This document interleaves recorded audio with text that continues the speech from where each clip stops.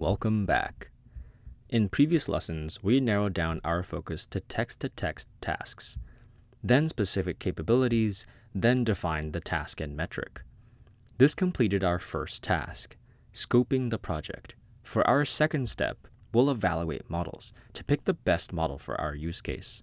To pick a model, you'll evaluate multiple models on their ability to complete your task. We'll start with the very best options because we want to know, can any AI even complete our task? If the best AI can't solve your task, then less intelligent AIs certainly won't either.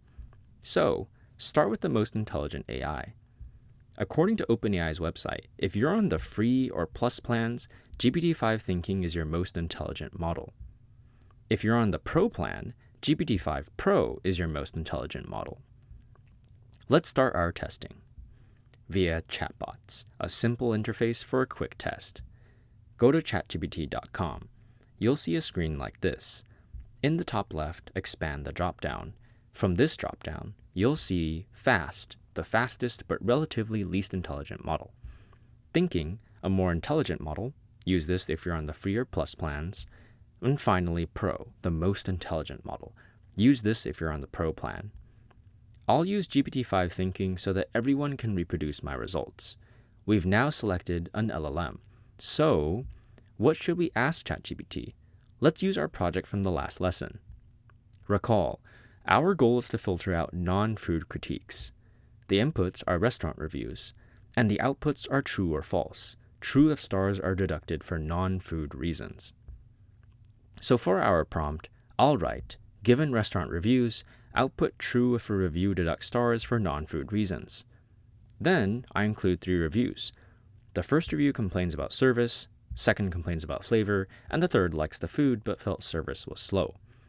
We expect the AI to then return true because the first review deducts stars for service, false because the second review deducts stars precisely for food, and false, the last review does not deduct stars at all.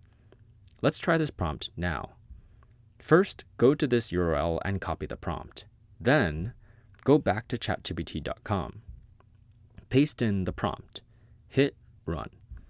ChatGPT thinks for a few seconds, then gives its response, which is correct, true, false, false. As a result, we conclude that AI can complete our task correctly. Specifically, GPT-5 completes our task. But testing the chatbot is not enough because chatbots are not deterministic. This means they don't return the same results every time. For example, let's ask ChatGPT for a dad joke. ChatGPT makes a joke about scarecrows. Let's do this again, the exact same prompt. ChatGPT makes a joke about the alphabet. And do this one more time. ChatGPT jokes about skeletons. So, the exact same prompt yielded different responses every time. This shows our earlier point, that chatbots are not deterministic. As a result, we need to switch from testing the chatbot to testing the API. The API by default has much less randomness injected, so if AI completes the task once, we can be confident that AI will complete the task repeatedly. Go to platform.openai.com. Your webpage will look like this. Make sure to click on Login in the top right if you haven't already. Then click on Dashboard in the top right. Our page will now look like this. Click Create in the center of the page. Your screen should now look like this. In the bottom right, click Auto Clear. This ensures that each time we hit Submit, we mimic the same behavior as sending separate API calls. Now ask for a dad joke, but before you hit Enter, note this specific example can cost up to 0.2 of a cent. Once you hit Run, ChatGPT makes a joke about the alphabet. Let's ask for a dad joke again. Make sure Auto Clear in the bottom right is selected, and Submit. ChatGPT makes the exact same joke about the alphabet with a minor punctuation change.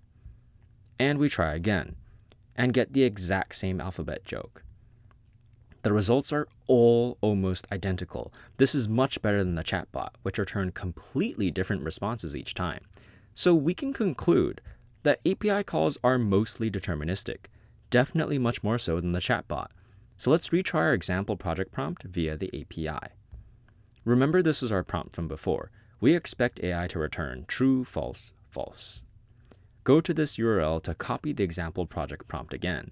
Then, back on platform.openai.com, paste that prompt in. Before you hit run, note this example will cost 0.4 of a cent.